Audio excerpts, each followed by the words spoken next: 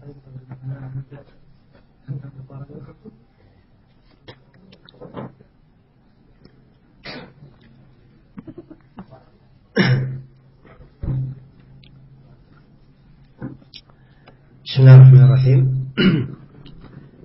Alhamdulillahirabbil alamin. Wassalatu wassalamu ala al-mab'uuts rahmatan lil alamin. Nabiyina Muhammad wa ala alihi wa sahbihi wa man tabi'akum bi ihsanin ila yaumiddin. Amma ba'd.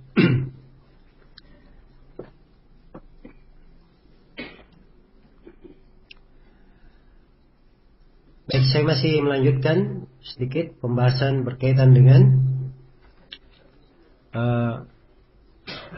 karakteristik dan ciri akidah as-salaf. Ya, saya sudah sebutkan poin yang pertama tadi, yaitu apa? Ya, dari sisi sumber pengambilan. Mereka mengambil dari Al-Quran dan As-Sunnah sesuai dengan jalan as-salaf. Dan saya isyaratkan tadi ya bahwa kata ini terlebih jelas daripada yang mengatakan bahwa sumber pengambilan Al-Quran, As-Sunnah, Ijma' dan Qiyas yang sahih. Sebab di pembahasan Qiyas nanti kita akan uraikannya, ada rincian-rincian, dan sebagian as-salaf mencela Qiyas itu seluruhnya. Iya. Baik. Untuk pembahasan akidah. Kemudian yang kedua dari karakteristik akidah as-salaf adalah as-sawab, as-sabat wad-dawam. Ketetapan. Ya. Dan ini sangat kuat sekali dan ciri utama dari akidah as-salaf. Karena itu tidak dikenal di kalangan para ulama as-salaf ada khilaf di usul i'tiqad, di pokok-pokok keyakinan, dan tidak terjadi perselisihan di kalangan as-salaf dari dahulu hingga hari ini di dalam satu masalah pun berkaitan dengan usul. Iya. Allah Subhanahu wa taala berfirman, "Afala yatadabbaruna al-Qur'an walau kana min 'indi ghairillahi lawajadu fihi ikhtilafan katsiran." Tidakkah mereka tadabbur terhadap Al-Qur'an? Andai kata itu datangnya dari selain Allah, pasti mereka akan dapatkan perselisihan yang banyak. Jadi ciri suatu kebenaran yang datang dari Allah itu tidak ada kontradiksi di dalamnya, tidak ada pertentangan. Iya. Nah, mungkin di sini ada yang bertanya, kenapa disebut di dalam buku akidah, mungkin akan datang pembahasannya. Terjadi silang pendapat antara Ibnu Abbas dan Aisyah. Apakah Nabi melihat dengan mata kepala, melihat robnya dengan mata kepala atau dengan mata hatinya? Iya. Kenapa ada silang pendapat dalam hal ini?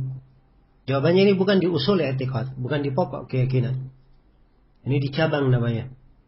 Cuma di dalam buku akidah, tapi dia tidak di pembahasan usul. Nah itu tadi saya perlu ingatkan ya, bahwa di usul i'tiqad tidak ada silang pendapat. Itu pun di perkara cabang yang ada silang pendapatnya sedikit.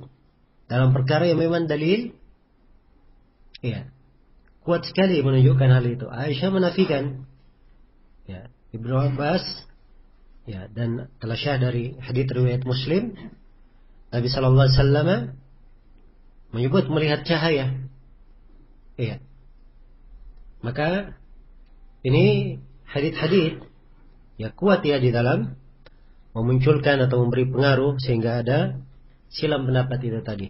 Tapi pokoknya yang hendaknya diingat bahwa di pembahasan dasar keyakinan tidak ada silang pendapat di kalangan as-salaf. Dan ini beda dengan ahlul bidah. Beda dengan ahlul bidah. Ya, mereka banyak silang pendapat. Banyak silang pendapat. Satu masalah saja silam pendapat. Orang-orang Murji'ah ada berapa madhab? Iya. Di pembahasan takdir nanti, orang-orang Asy'ariyah, ya, mereka tidak mengatakan hamba itu punya amalan, mereka katakan punya kasb. Dan dalam menafsirkan kasb ada 12 pendapat di kalangan mereka di buku-bukunya. Iya. Sampai itu dari hal-hal yang oleh para ulama dikatakan tidak bisa diketahui hakikatnya apa. Ya. Sama dengan ahwalnya Abu Hashim Al-Jubbai dengan dan yang ketiga adalah tufrahnya An-Naddam. Ini 3 hal disebut oleh para ulama mimma yuqalu wala haqiqata tahtahu ma'lumatan lidawil afhami al-kasbu indal ash'ari wal halu indal bahsyami wa tufratun naddami. Ada 3 ucapan di kalangan ahli bidah dan sebenarnya tidak ada hakikat di bawahnya. Bingung saja kalau orang lihat. Ya. Ini pertama kata kasb di karangan Abul Hasan Al-Asy'ari, orang-orang Asy'ariyah. Yang kedua tentang hal, ahwalnya Abu Hashim disebut dengan kelompok Bahsyamiyah. Dan yang ketiga tufrah punyanya An-Naddam. Ini kalau kita definisikan, ini panjang ya uraiannya. Cuman 3 hal ini kalau dibahas bingung saja orang, tidak mengerti apa yang dimaksud ya oleh mereka ini di dalam hal yang seperti ini. Inilah ciri ahlul bidah. Ya, orang-orang Asy'ariyah pendahulunya menetapkan 7 sifat pokok. Tapi datang orang-orang belakangannya, mereka tambah sifat ke-8, sifat at-takwin. Iya. Tidak ada keteguhan di dalam apa? Masalah akidah. Beda dengan as-salaf. Ucapan mereka sama. Iya. Bayangkan Al-Bukhari bertanya tentang iman kepada siapa? Berapa guru? 1000 guru. Jawabannya apa? Sama, tidak ada silang pendapat. Nah itulah ciri dari akidah as-salaf. Ya. Ini banyak ya yang semisal itu. Ya, para ulama salaf menyebutkan saya bertanya pada fulan tentang takdir, mereka jawab begini. Ya, tanya lagi ke syekh lain, jawabannya sama. Baik. Maka ini dari ciri pokok akidah as-salaf. Kemudian yang ketiga dari ciri pokok akidah as-salaf, dia adalah akidah yang mencocoki fitrah. Iya. Mencocoki fitrah. Karena memang manusia ini telah ditetapkan oleh Allah Subhanahu wa taala di atas fitrahnya. Iya. Fitratallahi allati fatara an-nasa 'alaiha. Fitrah yang Allah jadikan manusia berada di atasnya. Dan di dalam as-sahihain dari hadits Abu Hurairah, Rasulullah sallallahu alaihi wasallam bersabda, "Kullu mauludin yuladu 'alal fitrah." فأبواه يهودانه أو ينصرانه أو يمجسانه.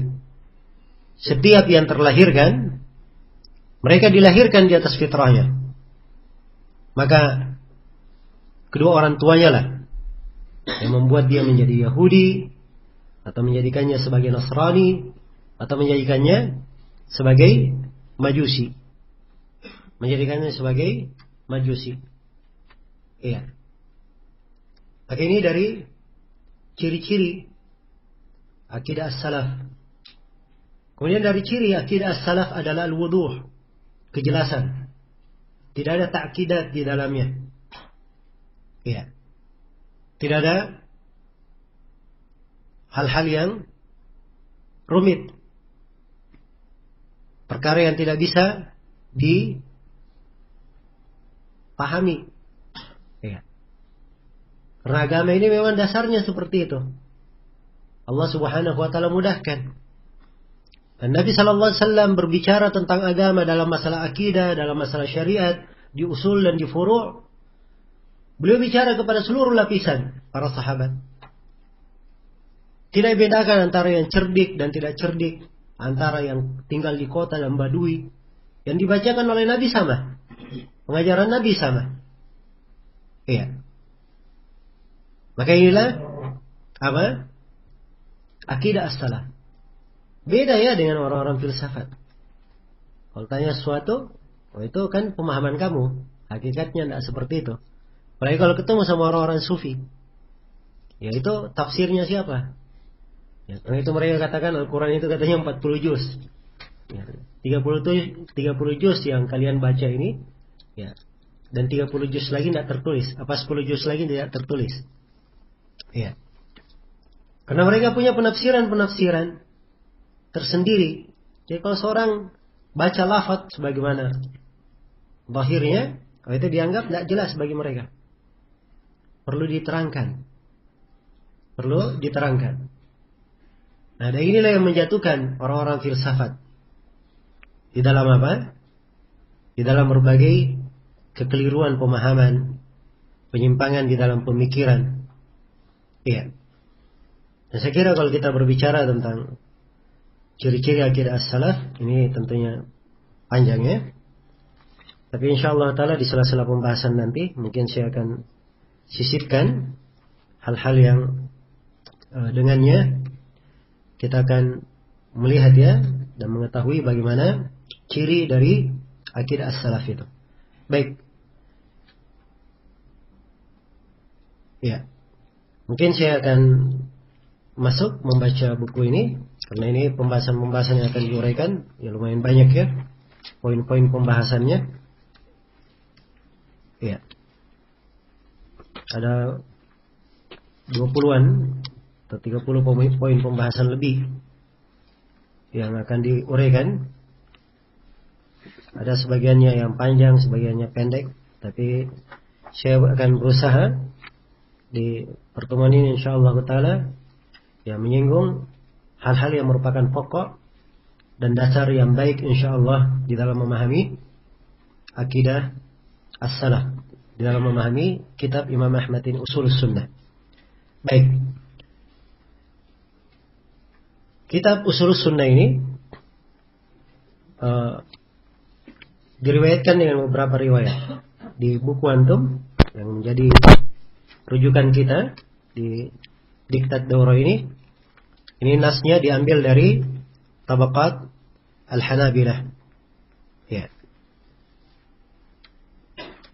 Karya Ibn Abi Ya'la, Abdul Husain Muhammad bin Abi Ya'la rahimahullahu taala. Nah. Ya, dan sebenarnya yang meriwayatkan Ushulus Sunnah dari Imam Ahmad ini bukan hanya Al-Qadhi Ibn Abi Ya'la saja. Ada yang lebih tinggi di atasnya tabaqatnya. Ya. Sebab ini buku Risalah Ushulus Sunnah diriwayatkan pula oleh Imam Al-Lalaka'i di dalam kitabnya Syarah Usul I'tiqad Ahli Sunnah wal Jamaah. Iya. Dan sanad Al-Qadhi Ibn Abi Ya'la dan Al-Lalaka'i bertemu kepada Utsman Ibn Ahmad As-Sammak, Ibn Sammak. Iya. Bertemunya di situ. Baik. Dan ada riwayat yang lebih tinggi lagi sebenarnya, riwayat Al-Khallal. Ya, riwayat Al-Khallal. Disebutkan di dalam Tarikh Islam karya Ad-Dhahabi, nukiran dari Al-Khallal dan selainnya. Hanya saja dari potongan yang disebut oleh Ad-Dhahabi tidak disebutkan lengkap. I'tiqadnya hanya di penggal bagian depannya saja. Tapi jalannya sama. Dari jalan Abdus Ibn Malik Al-Attar. Iya. Adapun nisbat buku ini kepada Imam Ahmad, ini adalah hal yang tidak diragukan. Banyak sekali dari para a'immah yang menukil dari Imam Ahmad rahimahullahu ta'ala. Iya. Kalimat-kalimat yang disebutkan oleh Imam Ahmad di Ushulus Sunnah ini. Nah, ini menunjukkan bahwa penisbatan buku ini kepada Imam Ahmad adalah hal yang apa? hal yang tidak diragukan. Bahkan di Tabaqat Al-Hanabilah disebutkan oleh Ibn Abi Ya'la bahwa katanya, ya, dan ini tentunya disebut di biografi Abdus bin Malik Al-Attar, bahwa dia memiliki riwayat akidah dari Imam Ahmad. Andai kata seorang itu melakukan rihlah ke negeri Cina, ya, untuk mendapatkannya, maka pengorbanannya itu masih sedikit. Ya. Maksudnya dia melakukan perjalanan ke negeri Cina di masa itu perlu pengorbanan, ya, harta, ya, kemudian waktu untuk mendapatkannya. Andai kata dia dapat buku ini, pengorbanannya itu masih sedikit sebenarnya. Ya. Nilai dari buku ini lebih besar daripada itu. Dan ini benar beliau rahimahullah dalam hal ini, sebab apa yang ditulis oleh Imam Ahmad di sini dari kesimpulan akidah as-salaf, ya, rahmatullahi alaihim, ini betul-betul merupakan apa? Perkara yang memudahkan seorang muslim dan muslimat memahami pokok-pokok agamanya apa, pokok-pokok keyakinannya apa. Iya. Baik. Jadi ini berkaitan dengan apa, pengenalan untuk buku ini dan sanad riwayatannya, ya, bahwa ini tidak diragukan. Dan di sini disebutkan di halaman 4 sanad Al-Qadhi Abu Ya'la atau Al-Qadhi Abu Al-Husain Muhammad bin Abi Ya'la. Beliau berkata, qara'tu ala al-Mubarak qultu lahu akhbarana Abdul Aziz Al-Azji akhbarana Ali qala akhbarana Ali ibn Bishran qala akhbarana Uthman al-Ma'ruf bi ibn Sammak qala haddathana Al-Hasan ibn Abdul Wahhab qala haddathana Sulaiman bin Muhammad Al-Minqari qala haddathana Abdus bin Malik Al-Attar annahu qala sami'tu Aba Abdillah Ahmad ibn Hanbal radhiyallahu anhu yaqul. Ya. Baik, itu sanad Al-Qadhi Abu Ya'la rahimahullah. Kalau sanad Al-Imam Al-Lalakai, beliau berkata akhbarana Ali bin Muhammad ibn Abdullah As-Sukkari qala haddathana Uthman ibn Ahmad ibn Sammak qala haddathana Abu Muhammad Al-Hasan ibn Abdul Wahhab ibn Abi Al-Anbar qira'atan alayhi min kitabihi fi syahr Rabi'ul Awwal min sanati 93 wa 200 qala haddathana Abu Ja'far Muhammad bin Sulaiman Al-Minqari Al-Basri bitinnis qala haddathani Abdus bin Malik Al-Attar annahu qala sami'tu Aba Abdillah Ahmad ibn Muhammad ibn Hanbalin rahimahullahu ta'ala yaqul. Iya. Baik. Jadi kita lihat, ya, pertemuan sanadnya pada siapa?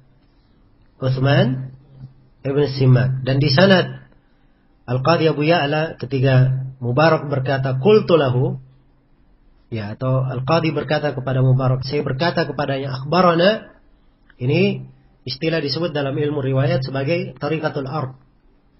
Iya. Jadi dia punya riwayat sudah, dia datang kepada guru yang memiliki riwayat itu, kemudian dia berkata, ya, apakah betul riwayatmu bahwa engkau berkata akhbarana Abdul Aziz Al-Azji, dia bacakan riwayat guru. Ya, dan di guru di sini ada dua keadaan. Ya, kalau guru berkata na'am itu ikrar. Dan ini paling kuatnya dalam riwayat. Dan kadang tidak ada na'amnya, dia diam saja, dan itu sudah cukup. Sudah cukup. Karena itu di Sahih Muslim sering sekali, ya.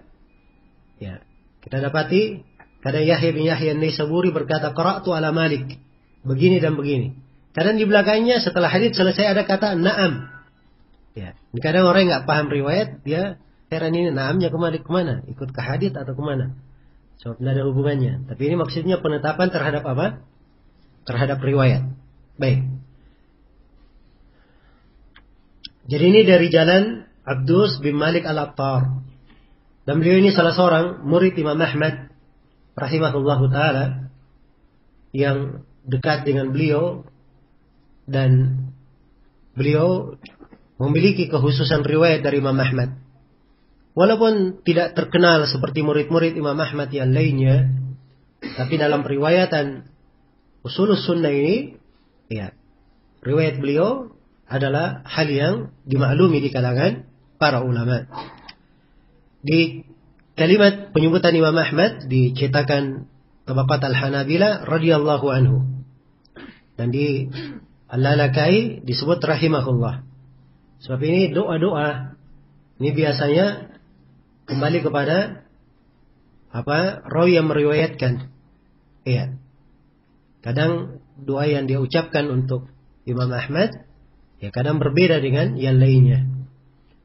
Nah, dan tidak ada masalah didoakan rahimahullah, boleh, radhiyallahu anhu juga boleh. Hanya saja sebagian ulama memandang bahwa penggunaan radhiyallahu anhu itu khusus untuk siapa? Untuk para sahabat Rasulullah sallallahu alaihi wasallam. Iya. Khusus untuk para sahabat. Tapi yang benarnya bahwa untuk selain sahabat juga boleh digunakan kata radhiyallahu anhu. Walaupun afdalnya kalau dikhususkan untuk para sahabat itu lebih aula, sebab itu istilah yang masyhur untuk siapa? Untuk sahabat radhiyallahu anhu.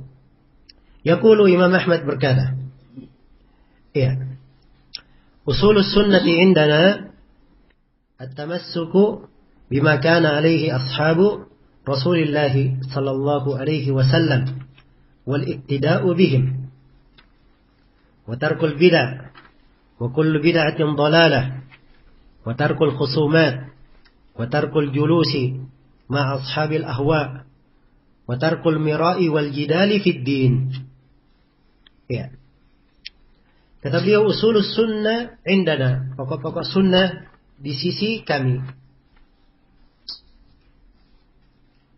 Ya, menurut kami, at-tamassuk bima kana alaihi ashabu Rasulillah sallallahu alaihi wasallam. Itu berpegang teguh dengan apa yang para sahabat Rasulullah sallallahu alaihi wasallam berada di atasnya. Wal iktida'u bihim. Ya. Dan meniti jalan mereka, mengikuti jalan mereka. Wa tarkul bid'ah. Juga meninggalkan bid'ah-bid'ah. Wa kullu bid'atin dhalalah. Di mana setiap bid'ah itu adalah sesat. Wa tarkul khusumat. Juga meninggalkan segala bentuk al-khusumah.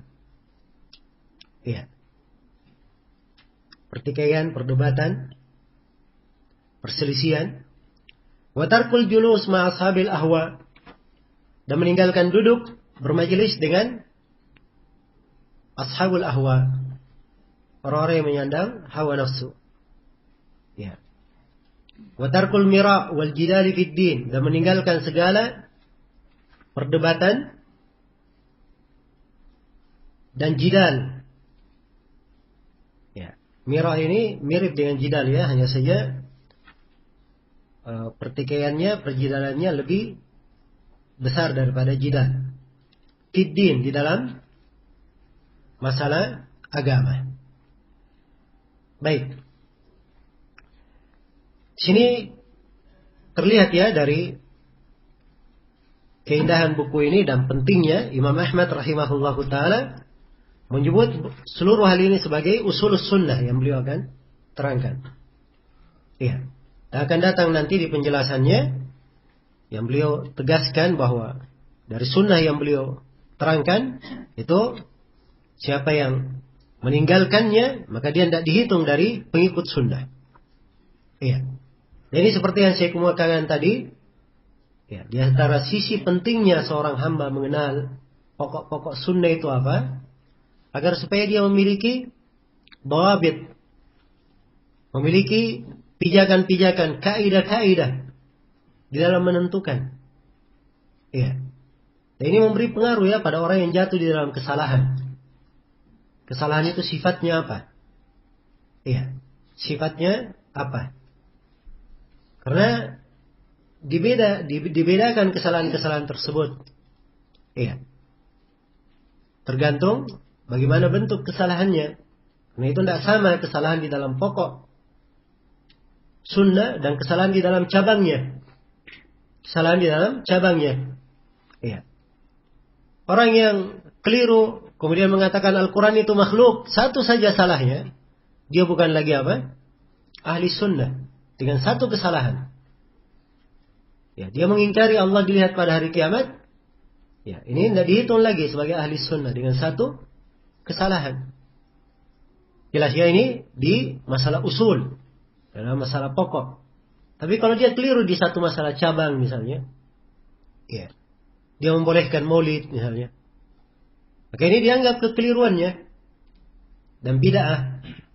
Hanya saja menghukumi dia keluar dari ahli sunnah dengan satu masalah ini tidak. Sebab ini di pembahasan apa? Pembahasan cabang. Iya. Dan ini insyaallah ta'ala kita akan lebih rinci lagi nanti bagaimana mengukur dan ketentuan-ketentuannya. Ya. Baik. Dan ketentuan-ketentuan yang diberikan oleh para ulama dalam hal ini yang saya akan terangkan, itu adalah perkara yang merupakan ukuran global. Hakikat penerapannya itu kembali kepada pemahaman seseorang di dalam mempelajari akidah as-salaf. Semakin dia kuat di dalam mempelajari akidah as-salaf dan semakin dia mengerti tafasil, rincian-rincian akidah as-salaf, maka semakin terang. Iya. Di depannya hukum terhadap orang yang jatuh dalam kesalahan itu. Dia keluar dari sunnah atau tidak? Dia keluar dari sunnah atau tidak? Baik. Kata beliau, usulus sunnati indana, usul sunnah di sisi kami ini ada dua kemungkinan. Iya. Kemungkinan yang pertama, di sisi kami maksudnya di sisi kami umat Islam. Ya. Yang sudah dikenal di kalangan para ulama Islam. Ya. Ini kemungkinan yang pertama. Dan kemungkinan yang kedua, kalimat di sisi kami itu maksudnya dari sisi yang dipahami oleh siapa? Imam Ahmad dari as-salaf. Ya. Dibangun di atas dua kemungkinan, semuanya adalah apa? Patokan di sini sebab Imam Ahmad rahimahullahu ta'ala di dalam akidah yang beliau nukil itu tidak ada silang pendapat dengan para as-salaf yang lainnya. Iya. Dalam pokok-pokok akidah yang beliau sebutkan tidak ada silang pendapat dengan para ulama as-salaf yang lainnya. Ya, walaupun kemungkinan yang pertama itu lebih kuat, bahwa yang diinginkan adalah di sisi kami siapa? Para ulama Islam. Ya, sebab ini bahasa diucapkan oleh banyak ulama. Bukan hanya diucapkan oleh Imam Ahmad. Diucapkan oleh Sufyan ibn Uyainah, ya, Sufyan al-Thawri. Diucapkan oleh Abu Hatim, Abu Zur al-Razi. Ya. Diucapkan oleh Al-Humaydi. Ya. Guru Sufyan, murid dari Sufyan ibn Uyainah. Ya. Di dalam risalahnya Usulus Sunnah. Jadi ini kalimat banyak diucapkan oleh as-salaf. Dan ini menunjukkan bahwa ini adalah hal yang memang merupakan bahasa yang dipakai oleh mereka membahasakan apa? Akidah dari para imam kaum muslimin. Iya. Jadi kata Imam Ahmad rahimahullah, usulus sunnati indana, pokok sunnah di sisi kami, disebutkan beberapa poin pembahasan di sini. Iya. Ada 5 poin pembahasan disebutkan. Yang pertama, kewajiban berpegang teguh terhadap jalan as-salaf. Kemudian yang kedua, iya, mengikuti dan mencontoh as-salaf. Kemudian pembahasan yang ketiga, poin yang ketiga adalah meninggalkan bid'ah. Berwaspada dari bid'ah. Kemudian yang keempat, meninggalkan khusumat, pertikaian, perdebatan. Ya. Kemudian yang kelima adalah meninggalkan duduk dengan ashabul ahwa. Iya. Adapun poin setelahnya tarkul mira wal jidal fid din, ini bisa kita masukkan ke dalam masalah tarkul khusumat. Iya. Sebab pembahasannya mirip di situ. Jadi ini 5 hal. Diuraikan oleh Imam Ahmad rahimahullah sebagai usulus sunnah.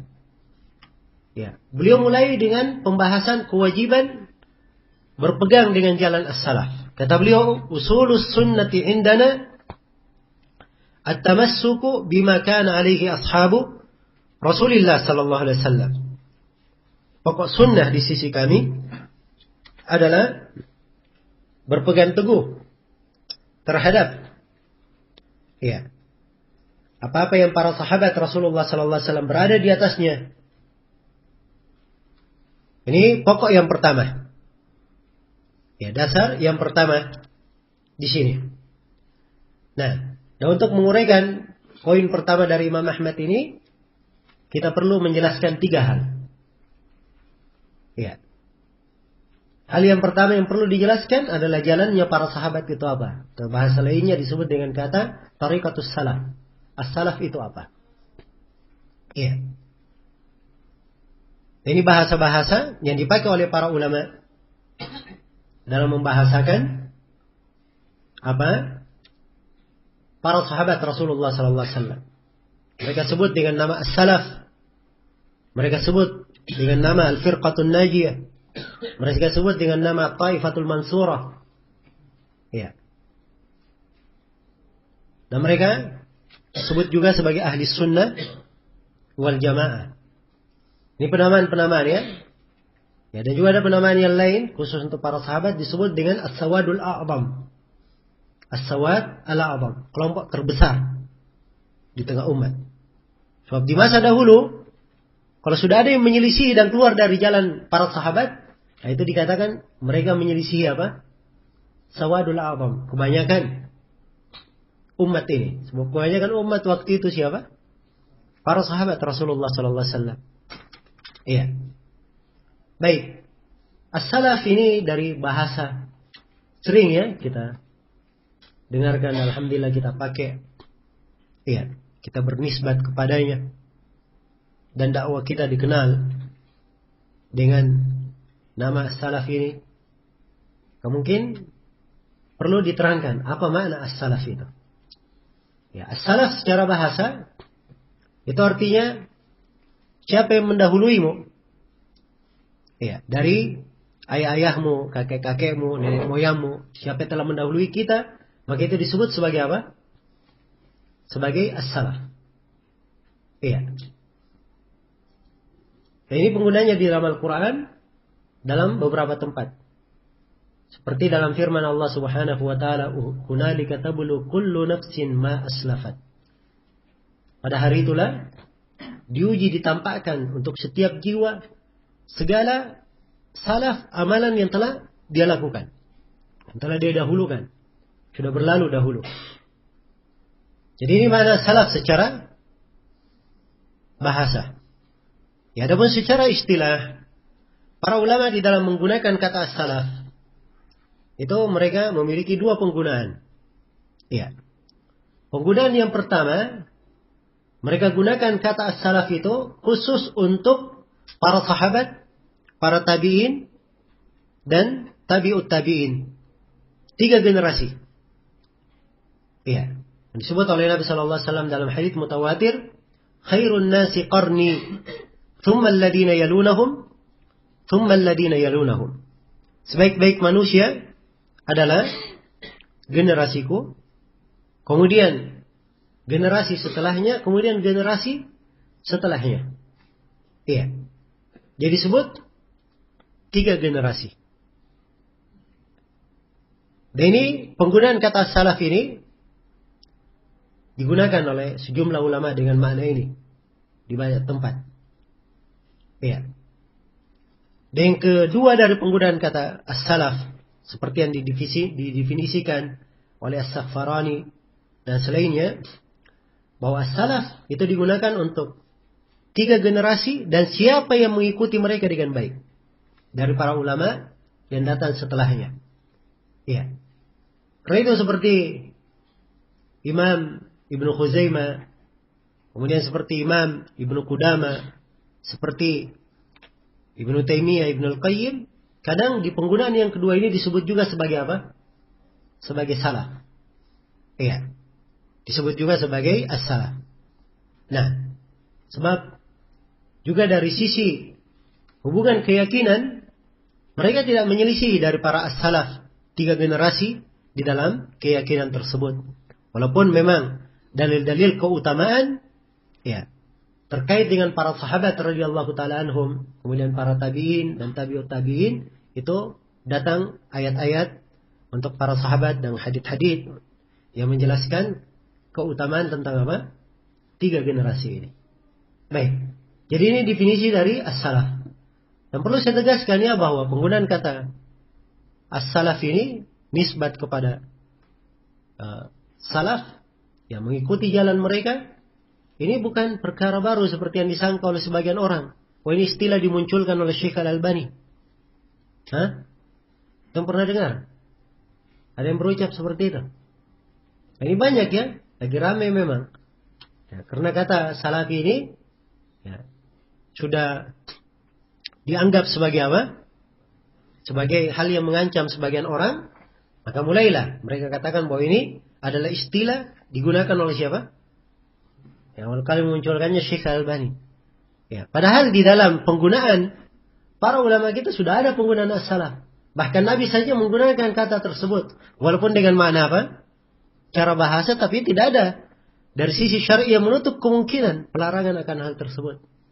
Dalam hadits riwayat Bukhari dan Muslim, ya, Fatimah radhiyallahu taala anha menceritakan apa yang dibisikkan oleh Nabi kepadanya. Ya, karena kisahnya panjang ya di dalam As-Sahihain. Nabi duduk bersama istri-istrinya, tiba-tiba Fatimah datang. Kemudian Nabi dudukkan Fatimah di sebelah kanannya. Ya. Lalu Rasulullah SAW membisikkan kepada Fatimah sesuatu yang membuat Fatimah menangis terseduh-seduh. Iya. Setelah itu Nabi membisikkan lagi di sebelah kirinya sesuatu yang membuat Fatimah sangat tersenyum bergembira. Tersenyum bergembira. Ya. Maka ini depan istri-istri Nabi. Ya. Begitu selesai kejadian tersebut, Aisyah bertanya kepada Fatimah, apa yang dibisikkan oleh Nabi? Ya, kata Fatimah radhiyallahu taala anha, saya ya tidak boleh menyampaikan rahasia Rasulullah sallallahu alaihi wasallam dan beliau masih hidup. Maka Aisyah pun tidak bertanya setelah itu. Setelah Rasulullah meninggal, Aisyah bertanya kembali kepada Fatimah. Ini baru penuntut ilmu namanya. Ya. Di awal kali, enggak jawab. Sudahlah. Yang berlalu biarlah berlalu. Nah, seperti itu disimpan oleh Aisyah. Ya. Itu Rasulullah meninggal, Aisyah tanya lagi. Maka Fatimah radhiyallahu taala anha bercerita. Ya, sebab ini bukan rahasia lagi. Sebab Rasulullah sudah apa? Sudah meninggal dan sudah terjadi. Ya. Jadi bisikan yang pertama, Rasulullah berkata kepada Fatimah, wahai Fatimah, biasanya Jibril tiap tahunnya ya turun membacakan Al-Quran. Nabi baca kepadanya Al-Quran 1 kali tiap tahunnya. Tapi tahun ini berubah menjadi 2 kali. Iya. Dan Nabi bersabda, aku tidak melihat perubahan ini kecuali tanda bahwa ajalku telah apa? Telah dekat. Ya wajarlah Fatimah apa? Menangis. Nah, sisi pendalilan kita di wasiat Nabi kepada Fatimah. Fattaqillaha wasbiri fa innahu ni'mas salaf ana laki. Kata Nabi sallallahu alaihi wasallam kepada Fatimah, bertakwalah engkau kepada Allah dan bersabarlah. Sungguhnya sebaik-baik salaf bagi kamu adalah aku. Jadi Nabi menyebut dirinya sebagai apa? Sebagai salaf pendahulu. Iya. Jelas ya? Baik, di bisikan yang kedua Nabi membisikkan kepada Fatimah bahwa dia adalah apa? Penghulu para perempuan di mana? Di surga. Baik.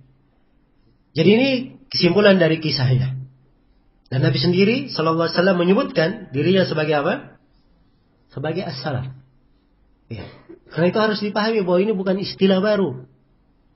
Ya. Ada digunakan oleh para ulama setelah itu. Nah, di Muqaddimah Sahih Muslim disebutkan la ta'khudhu min fulan. Ibnu Mubarak ya yang berkata, jangan kamu ambil dari si fulan. Fa innahu kana yasubbus salaf. Sebab orang ini dia mencela para ulama as-salaf. Jangan ambil riwayat hadis darinya. Perhatikan, penggunaan-penggunaan ini digunakan oleh ulama. Ya, dan nisbat salafi bukan nisbat yang aneh. Ya. Digunakan oleh Ibnu Hajar, sebelumnya Imam Ad-Dhahabi di Syiar Alamin Nubala, beliau katakan tentang Ad-Darqutni salafi, ya. Dan tentang Ibnu Salah beliau katakan salafiyul mu'taqad. Ya. Bahkan lebih spesifik lagi, ya, yang memang di bidangnya dan di ahlinya Imam As-Sam'ani dalam kitabnya Al-Ansab, yang memang mengumpulkan nasab-nasab para ulama dari masa Nabi hingga di masa beliau. Nasab yang dipakai di dalam apa? Periwayatan atau yang digunakan. Iya. Yang dipakai dalam periwayatan dan penggunaan. Di dalam periwayatan pun digunakan di ucapan para ulama. Ya. Di huruf Sim, Lam dan Fa, Imam As-Sam'ani menyebutkan kata salafi. Dan beliau katakan ini nisbat kepada orang yang yantahil manhaj as-salaf atau yantahil madhab as-salaf. Ini adalah nisbat kepada orang yang mengikuti jalannya siapa? Jalan as-salaf. Ya. Maka jangan dianggap bahwa ini adalah perkara apa? Ya, perkara yang aneh. Ini dari dahulu sudah ada. Ya. Hanya saja orang-orang yang kurang memahami, tidak mengenal tentang hal ini. Ya. Dan sebagian dari ulama kita, seperti Syekh Al-Albani rahimahullah, beliau lebih senang memang menggunakan kata salafi, istilah salaf. Ya, untuk apa? Untuk tamayyuz, membedakan antara ahli sunnah yang benar ahli sunnah dan selainnya. Ya. Sebab itu ciri yang membedakan mereka mengikuti as-salaf. Ya, dan sebagian ulama kita ada yang bukan lebih luas daripada itu. Mereka lebih senang menggunakan istilah ahli sunnah wal jamaah. Ya. Dan ini tentunya dari hikmah dan kebijaksanaan para ulama di dalam menilai dan melihat. Sebab seluruh penamaan itu hakikatnya adalah apa? Hakikatnya adalah sama. Yaitu mengikuti Al-Quran dan sunnah Rasulullah SAW sesuai dengan jalan siapa? Jalan as-salaf. Baik. Jadi ini hal yang pertama yang ingin saya terangkan, pembahasan yang pertama. Berkaitan dengan masalah apa? Definisi as-salaf. Kemudian hal yang kedua yang ingin saya terangkan, saya ingin menjelaskan beberapa dalil yang menunjukkan kewajiban mengikuti jalan as-salaf. Ya. Dan dalilnya secara global dari yang pertama dari Al-Quranul Karim, kemudian yang kedua dari hadits Rasulullah SAW, dan yang ketiga dari kesepakatan para ulama. Dari kesepakatan para ulama.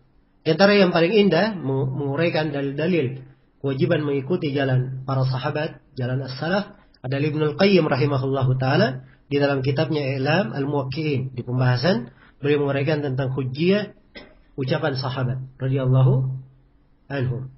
Iya. Di antara dalil yang sangat jelas dan tegas menunjukkan kewajiban mengikuti jalan as-salaf adalah firman Allah Subhanahu wa taala di surah An-Nisa. Iya. Ayat 115.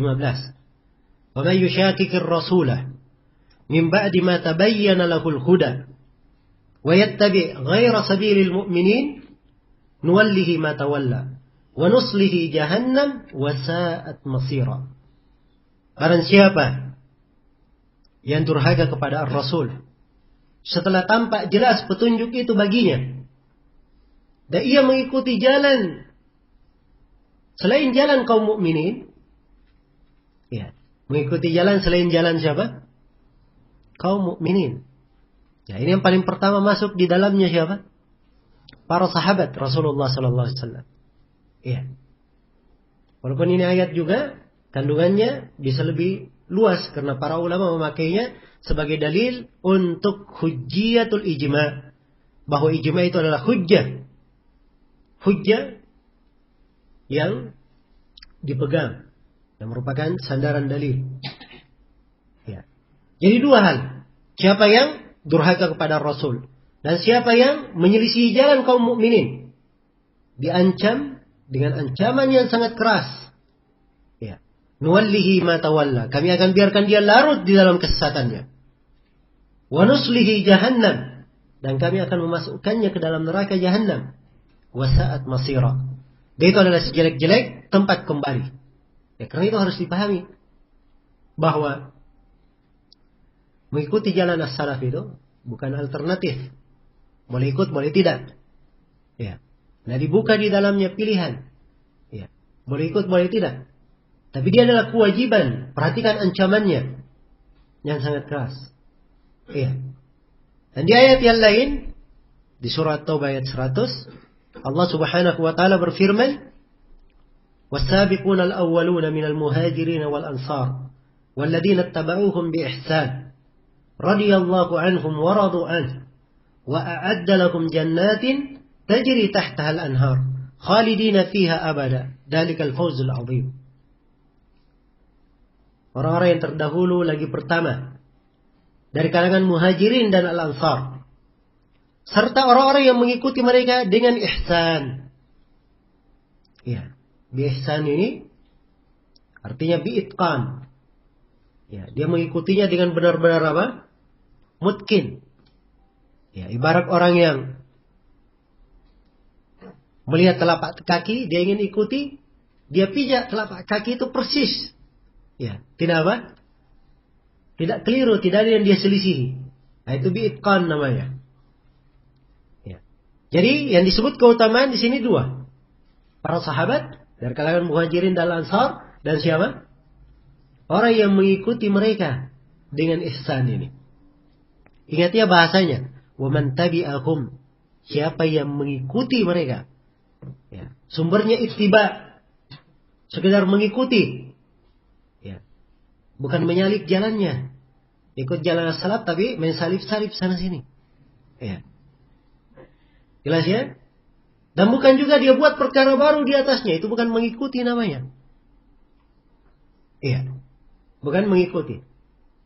Tapi dia ikuti biasa. Nah, disebutkan keutamaan radhiyallahu anhum, Allah ridha kepada mereka. Yang kedua, waradu'an. Dan mereka juga ridha kepada Allah. Disiapkan untuk mereka surga-surga, mengalir di bawahnya sungai-sungai.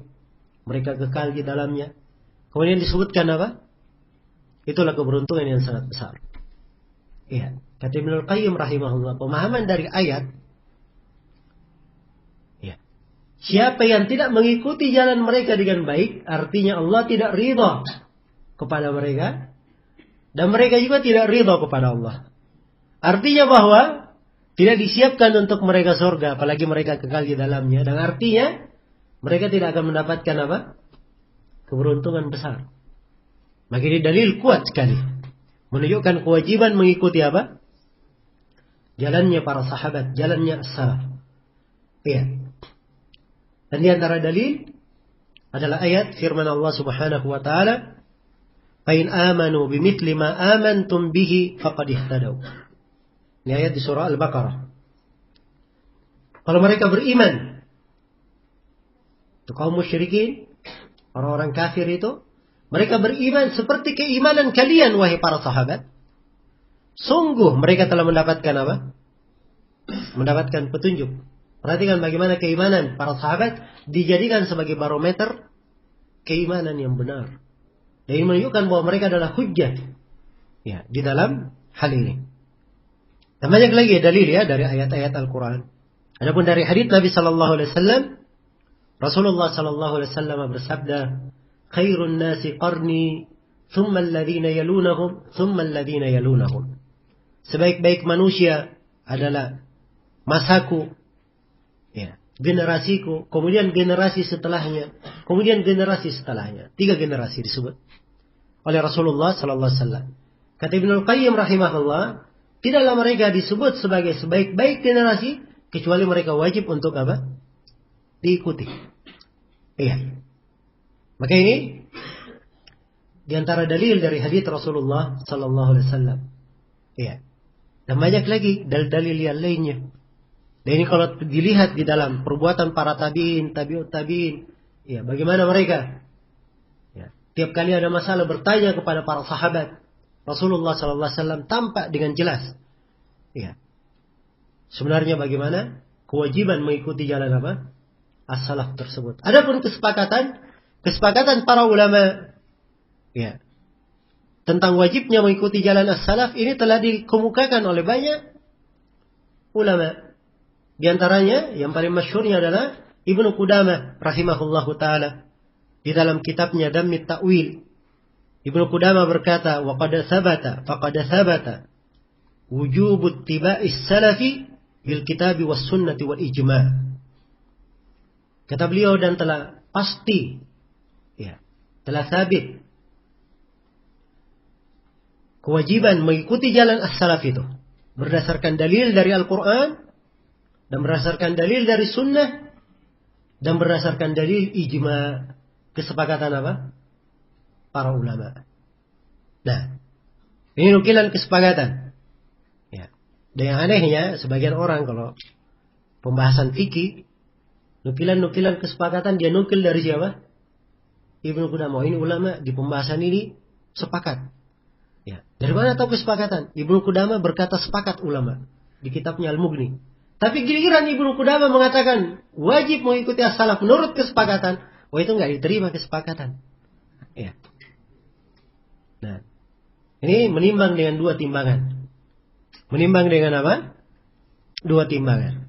Dan bukan cuma Ibnu Qudamah saja yang menukil kesepakatan. Syekhul Islam Ibnu Taimiyah yang diakui oleh musuh dan kawan tentang keluasan ilmunya. Ya. Dan disebutkan bahwa beliau ini berbicara di bidang apa saja? Ya. Di bidang apa saja? Seakan-akan beliau yang paling ahli dan paling pakar di situ. Kalau beliau duduk dengan ulama Syafi'iyah, ya, orang-orang Syafi'iyah berkata inilah imam kita, pemuka kita di dalam madhab Syafi'iyah. Kalau duduk di kalangan orang-orang Malikiyah, orang Malikiyah juga berkata ini imam kita. Ya. Demikian di setiap madhab. Bahkan di ilmu bahasa saja, seorang ahli bahasa datang kepada Ibnu Taimiyah membawa kitabnya Sibawai. Kata Ibnu Taimiyah, Sibawai salah di dalam bukunya. Ya. Lebih daripada 70 tempat atau 80 tempat, saya lupa. Kamu tidak tahu dan juga bapak-bapak kamu tidak tahu. Kata Ibnu Taimiyah. Ini karena ini orang datang agak membangkang. Maka beliau berucap seperti itu. Yang jelas dari sisi keluasan ilmu, semuanya sepakat tentang hal itu. Ibnu Taimiyah telah menukil kesepakatan. Ya. Kata beliau di dalam kitabnya, atau di sebagaimana di dalam Al-Majmu' Al-Fatawa. Ya, saya katakan sebagaimana dalam Majmu' Al-Fatawa, sebab Majmu' Fatawa ini bukan karya Ibnu Taimiyah dari tulisan sendirinya, tapi disusun oleh ulama kita dari berbagai fatwa dan buku-buku Ibnu Taimiyah disatukan dalam satu buku, itulah yang dicetak Majmu' Fatawa Ibnu Taimiyah. Di jilid 4-nya halaman 149, Ibnu Taimiyah rahimahullahu taala berkata, "La aiba ala man adhara madhhab as-salaf wa intasaba ilayhi wa i'taza ilayhi. بل يجب قبول ذلك بالاتفاق فإن مذهب السلف لا يكون إلا حقا." Kata Ibnu Taimiyah, tidak ada aib, ya, bagi orang yang menampakkan madhab as-salaf, bagi orang yang menampilkan madhab salaf, tidak ada aib baginya. Juga tidak ada aib bagi orang yang bernisbat kepadanya, merujuk kepadanya. Ya, bahkan wajib untuk mengikuti jalan as-salaf itu menurut kesepakatan ulama. Menurut kesepakatan ulama. Karena madhab as-salaf tiada lain kecuali apa? Kecuali kebenaran. Baik, maka ini sebagian adillah yang menunjukkan kewajiban mengikuti jalan as-salaf. Ya. Dan pembahasan yang ketiga yang perlu saya terangkan di sini, ya, kita perlu mengetahui, ya, kenapa kita wajib mengikuti jalan as-salaf. Ya. Setelah kita mengenal dalil-dalil wajibnya, ya, walaupun sebenarnya pertanyaan ini, ya, tidak kita terangkan hikmahnya pun, kita wajib untuk apa? Mengikuti jalan as-salaf, karena dalil sudah jelas dan tegas dalam hal itu. Hanya saja perlu kita ketahui keistimewaan jalan as-salaf ini. Yang pertama, ya, para as-salaf, para sahabat radhiyallahu taala anhum, orang-orang yang mengikuti mereka dengan baik, ya, mereka ini adalah murid-murid Rasulullah sallallahu alaihi wasallam yang langsung mempelajari agama dari Nabi sallallahu alaihi wasallam. Ya, dan mereka menghafal ayat-ayat Al-Qur'an, hadits-hadits Rasulullah sallallahu alaihi wasallam. Ya, bukan hanya menghafal lafadznya, dan juga mereka menghafal maknanya. Ya, memahami makna dari ayat-ayat dan hadits-hadits tersebut. Dan itulah yang mereka ajarkan kepada siapa? Kepada umat. Ya. Karena itu kalau kita lihat di fatwa-fatwa para sahabat luar biasa. Ya, ditanya masalah apapun, Pasti jawabannya kami dulu bersama Nabi. Rasulullah bersabda, pernah terjadi begini, Nabi berkata begini. Iya. Nabi berkata begini. Kelihatan sekali. Ya. Bagaimana keistimewaan jalan as-salaf. Karena itu jalan para ulama as-salaf itu adalah, mereka ini adalah a'lam, lebih berilmu, wa aslam, dan lebih selamat, wa ahkam, dan lebih kuat. Ya. Lebih kuat dan bijaksana. Jalan as-salaf. Nah, maka ini dari keistimewaan jalan mereka. Dan dimaklumi bahwa dari keistimewaan jalan as-salaf, ya, jalan mereka ini tidak ada di dalamnya pembahasan ilmu kalam, ya, mendahulukan hawa nafsu, pendapat-pendapat pribadi, ya. Tapi mereka adalah orang-orang yang berpegang dengan apa yang datang dari Rasulullah Sallallahu Alaihi Wasallam. Ya, bagaimana tidak, Rasulullah Sallallahu Alaihi Wasallam memuji mutlak, tidak memperkecualikan.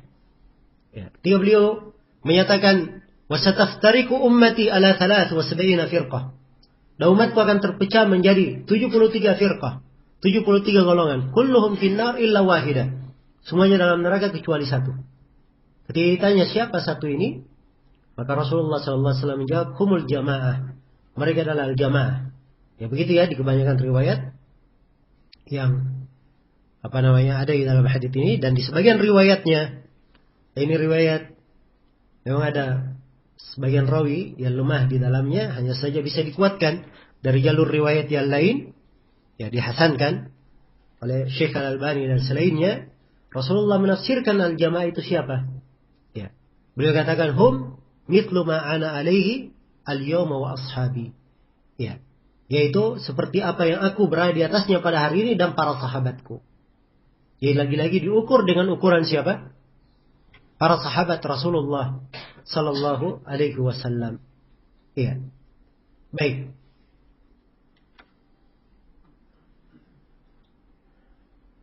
Jadi ini yang berkaitan dengan masalah kewajiban mengikuti jalan as-salaf. Ya. Kalau kita masuk di pembahasan akidah, baru tampak sekali betapa indahnya seorang itu mengikuti jalan as-salaf. Ya. Selamat betul. Ya. Tidak ada perkara yang membuat seorang itu bingung, ragu di dalam agamanya.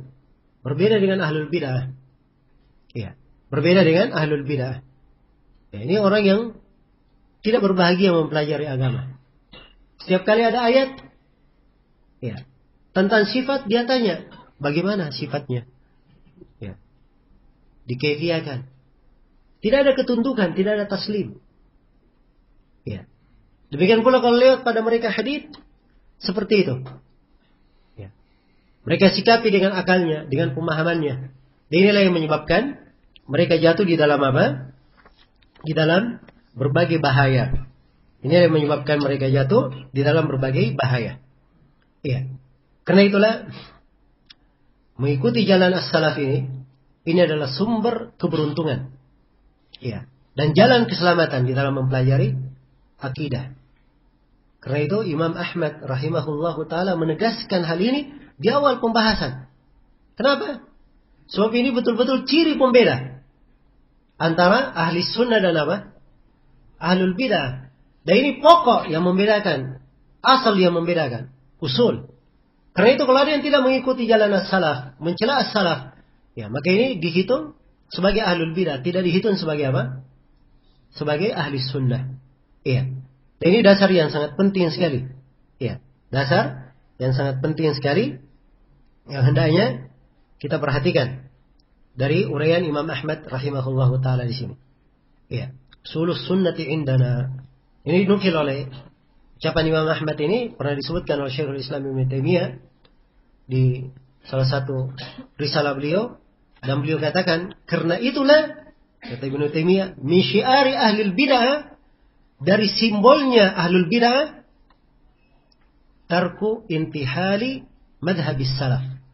Mereka meninggalkan untuk mengikuti jalan as-salaf. Itu simbol ahlul bid'ah.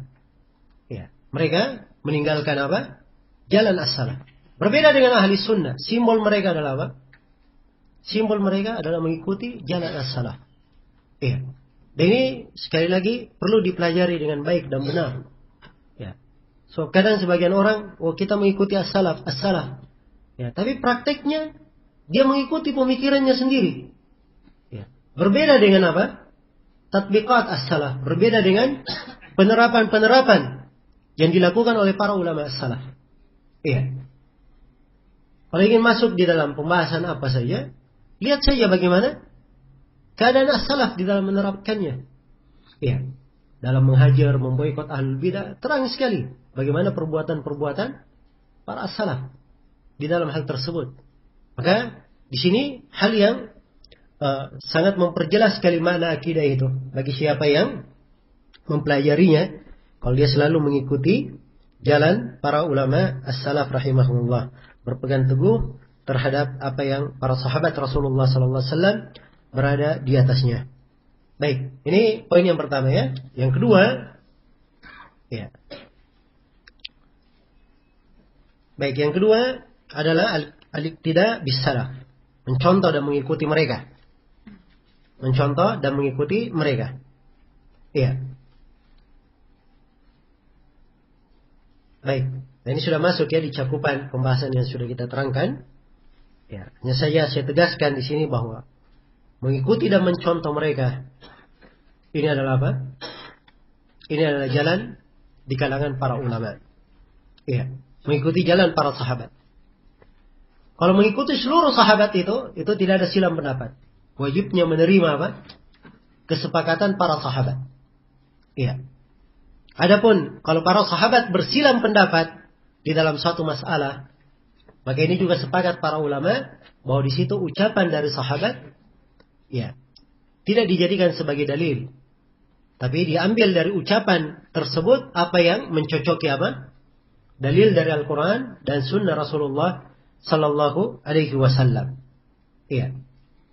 Baik, dan ada pembahasan berkaitan dengan masalah apa? Ijma' sukuti, dan ada pembahasan berkaitan dengan masalah kesepakatan khulafa ar-rasyidin. Ya, ini dari hal yang ada silang pendapat di kalangan para ulama. Secara umum kalau khulafa ar-rasyidin berkumpul, semuanya berpendapat dengan satu pendapat, maka itu adalah hujjah. Itu adalah hujjah. Ya. Demikian pula kalau sebagian sahabat melakukan suatu perbuatan dan tidak diingkari oleh sahabat yang lainnya, tidak disebutkan ada pengingkaran dari sahabat yang lainnya, maka ini juga adalah hujjah. Perkara yang merupakan hujjah. Dan Imam Ahmad rahimahullah, dari madhab beliau memakai ucapan sahabat itu sebagai hujjah. Iya. Memang banyak ya, beliau menyebut di dalam masalah ini ada 8 orang sahabat yang memfatwakan. Dalam masalah ini ada 3 orang sahabat yang menjelaskan. Iya. Dan beliau sering di dalam ucapannya tidak mentakkid, tidak ada yang menyelisihi. Karena Imam Ahmad dari usul beliau rahimahullah, beliau mengambil ucapan sahabat sebagai dalil. Ucapan sahabat sebagai dalil. Iya. Dan saya ingatkan bahwa yang disepakati sebagai dalil itu apabila para sahabat sepakat. Nah, ini tidak ada silang pendapat di kalangan para ulama. Demikian pula dimasukkan di dalamnya kalau mereka dari sebagian sahabat berbuat dan tidak ada yang lainnya yang mengingkari. Ya, apalagi kalau masalah tersebut memang masalah bukan masalah yang samar, bukan masalah rahasia. Maka yang seperti ini, ya ini juga diterima. Ini juga diterima. Adapun kalau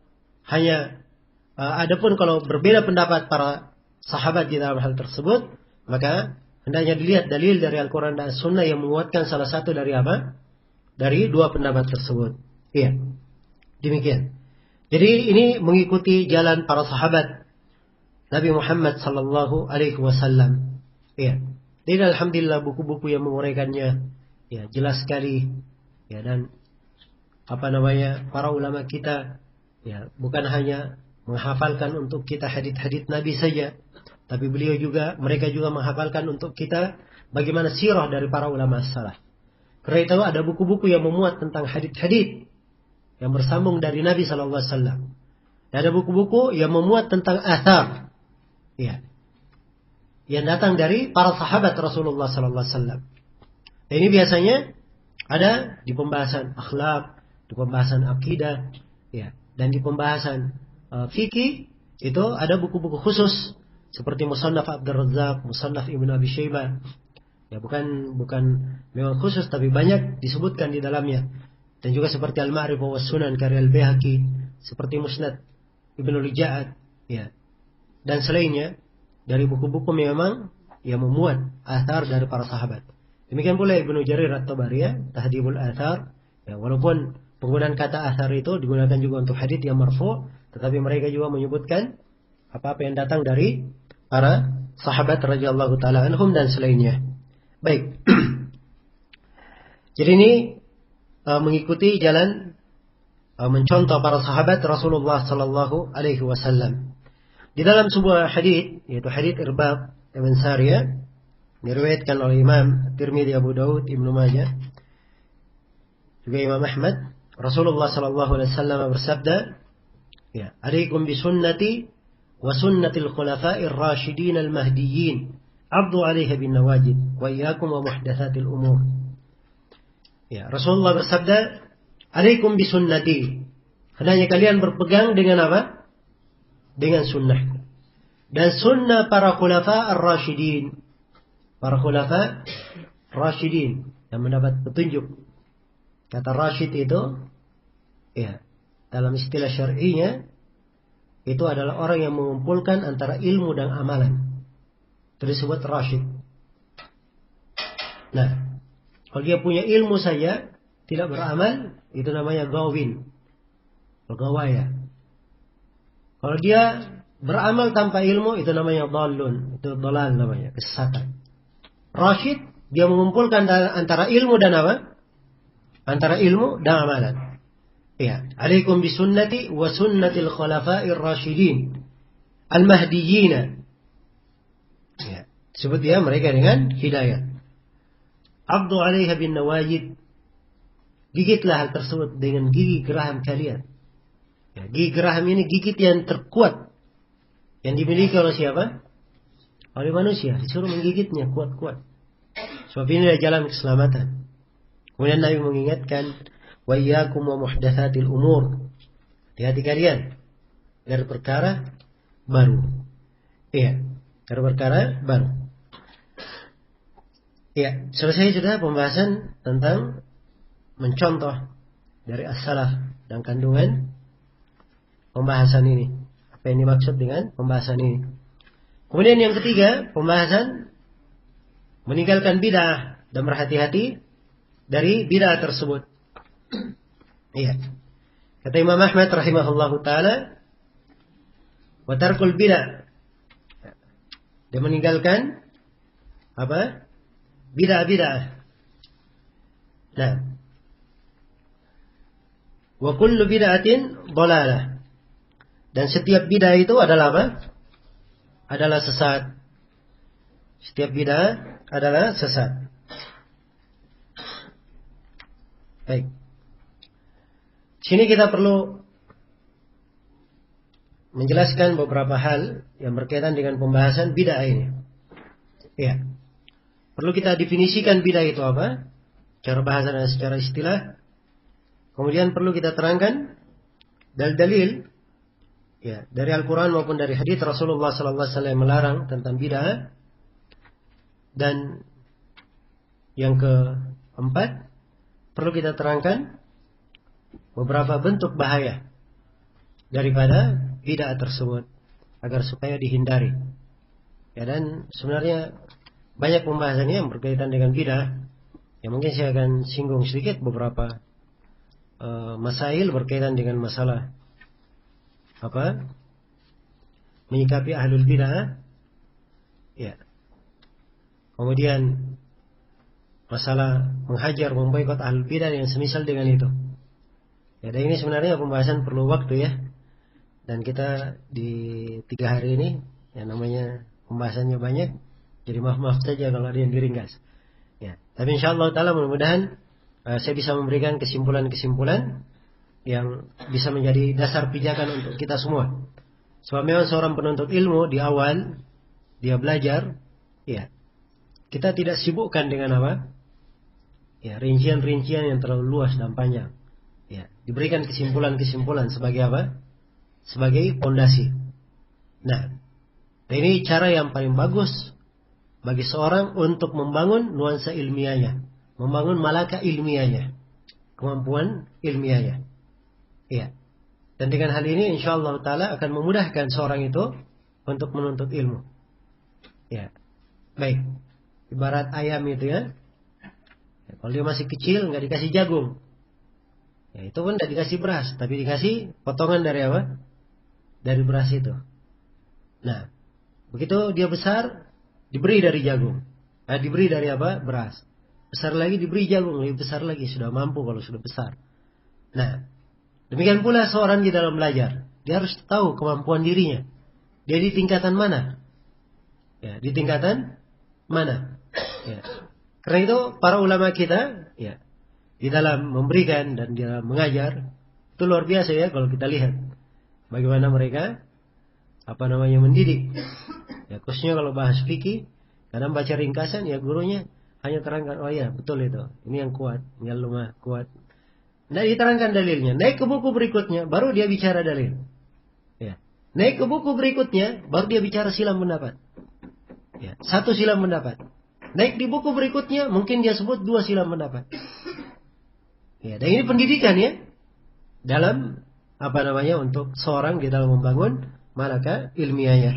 Ya, karena itu seorang penuntut ilmu hendaknya melihat ya apa yang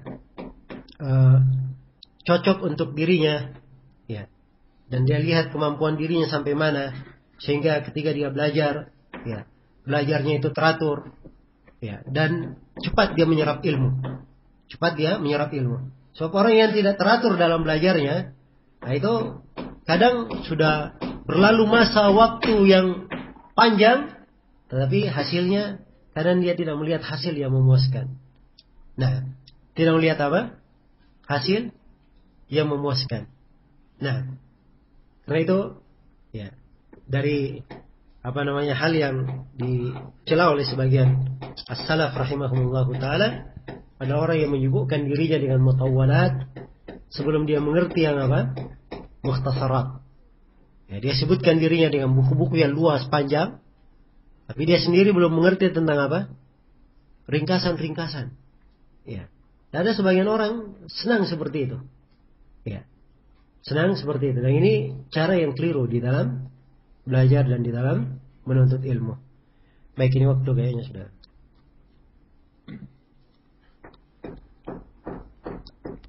Untuk sementara saya cukupkan sampai sini ya. Untuk selepas duhur langsung kita lanjut ya.